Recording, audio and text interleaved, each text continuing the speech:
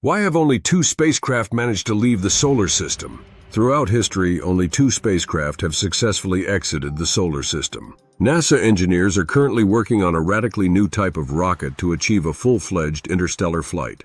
But is success truly achievable? The 2 spacecraft that ventured beyond the solar system are Voyager 1 and Voyager 2, launched by NASA in 1977. This achievement was almost accidental. Their primary mission was to study Jupiter, Saturn, Uranus, and Neptune. Moreover, they were not equipped for such a long journey and could only reach relatively low speeds, about 50,000 kilometers.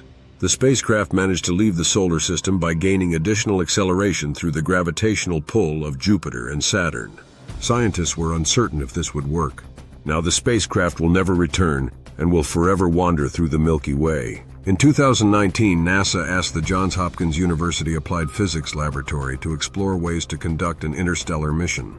A team of scientists, led by materials scientist Jason Benkowski, is working on all aspects of the potential flight, from financial calculations to the necessary equipment.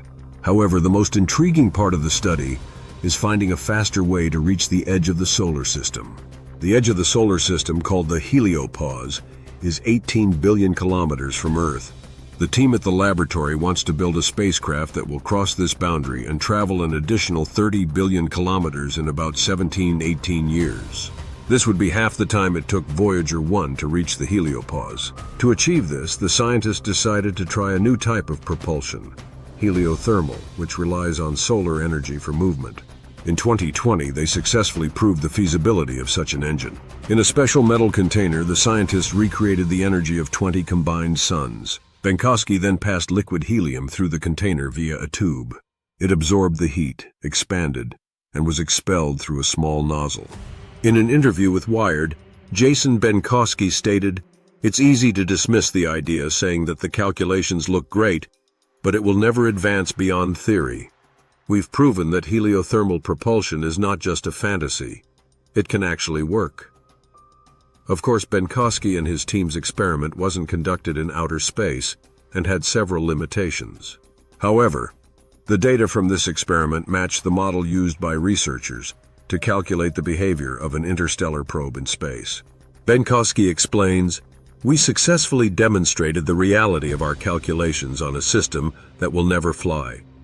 Now we need to replace each component with something that can be used in a real flight and test it." If everything goes well and NASA approves the mission, an interstellar probe could be launched in the mid-2030s. The flight would last between 50 and 100 years.